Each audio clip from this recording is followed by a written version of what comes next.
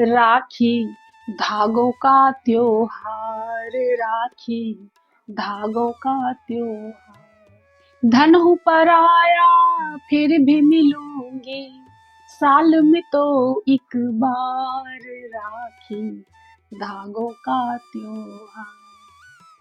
नमस्कार, रक्षाबंधन की ढेरों शुभकामनाएं। सर्वप्रथम बेटियों को पराया धन कहना बंद कर दे, क्योंकि बचपन से ही ये शब्द सुन सुनकर उसे यकीन हो जाता है कि ये उसका मायका, उसका अपना घर नहीं है। उसको अपना घर आफ्टर मैरिड ही मिलने वाला है। कहना गलत नहीं होगा कि इसी मृग मरीचिका में वह जीवन भर इसे ढूंढती है। बेटियां आपकी शान है, आपके संस्कारों की राजदूत है। उसे पराया धन बोलकर उसके साथ भेदभाव ना करें।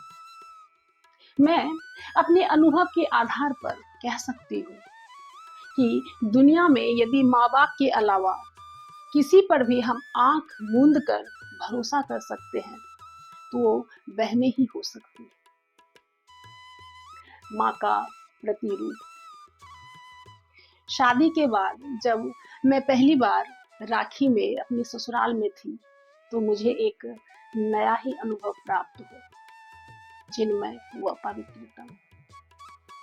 वैसे तो बहनें भाइयों के लिए राखी पर हमेशा से ही व्रत रखती हैं, लेकिन यदि कोई भाई ऐसा करने लगे तो यह अनोखा ही होगा।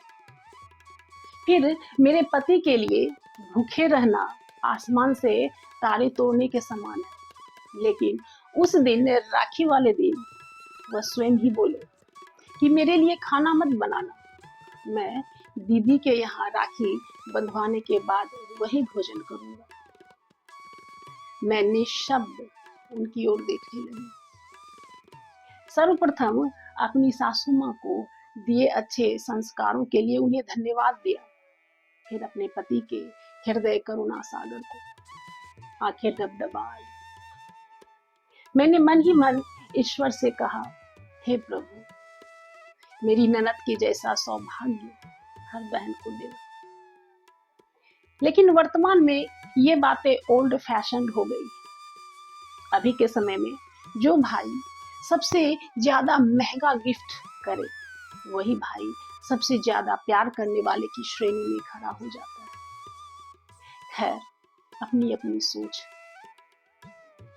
लेकिन दुख की बात यह है कि इतने तामझाम होने के बावजूद भाई बहन एक दूसरे से खुश नहीं। बहन कहती है, भैया अब पहले जैसा नहीं रहा, तो भाई कहता है कि दीदी बदल गई। तो ऐसा क्या करें कि हम इन शिकायतों से ऊपर उठ सके? तो मेरे विचार से इसका एक ही सलूशन है, अपेक्षा की उपेक्षा, यानी नो एक्सेप्टेशंस। जो प्राप्त है वही पर्याप्त, जो मिल गया उसी को मुकद्दर समझ लिया, मुकद्दर समझ लिया। कहने का मतलब ये कि अगर कोई भाई अपनी बहन के यहाँ 5 साल भी राखी बंधवाने जाता है तो उस बहन का सौभाग्य है। वहीं यदि कोई बहन अपनी भाई के यहाँ जाती है तो उस भाई का सौभाग्य है। वरना अभी तो भाई एक लाइन में बोल देता है, दीदी शायद इस बार राखी में मैं नहीं आ पाऊंगा, सॉरी। कहने का यह मतलब कि अभी के समय में यदि कोई चीज सबसे ज्यादा कीमती है तो वह है समय।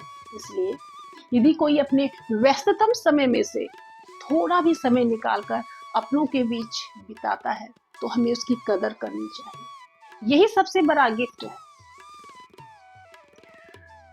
तो ये हुई भाई बहनों के बीच की बातें। तो as a guardian, as a अभिभावक, हम ऐसा क्या करें कि यह समस्या उत्पन्न ही ना हो? तो इसके लिए हमें रूट कोज की ओर जाना पड़ेगा।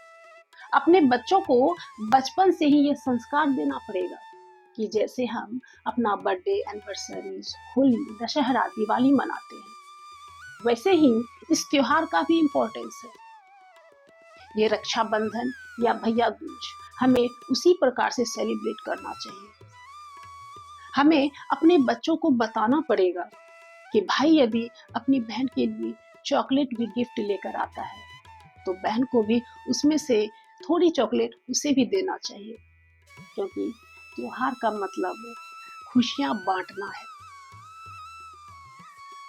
याद रखें, यह रक्षाबंधन जिसे मैंने एक स्नेह रथ यात्रा का संबोधन दिया है, आज संकल्प लेते हैं कि चाहे दुनिया इधर की उधर हो जाए, हम इस स्नेह रथ यात्रा को रुकने नहीं देंगे। यकीन मानिए, जिस दिन हम ऐसा करने में सफल हो गए, उस दिन हमारा घर घर नहीं मंदिर बन जाएगा, और जिसमें स्वयं प्रभु श्री कृष्ण बलभद्र और सुभद्रा के साथ खेलते नजर आए। तो आइए हम इस स्नेह रथ यात्रा में सम्मिलित होते हैं। तो आज के लिए इतना ही। उम्मीद है आज का टॉपिक अच्छा लगा हो। यदि थोड़ा भी अच्छा लगे तो प्लीज लाइक, शेयर, सब्सक्राइब। तो इसी के साथ मैं विदा लेती हूँ इस गाने के साथ। फूलों का तारों का सबका कहना है, एक हजारों में भाई बहना है, सारी उम्र इन्हें साथ देना है।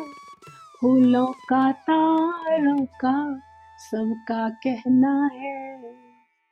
धन्यवाद, नमस्कार, हैप्पी रक्षाबंधन।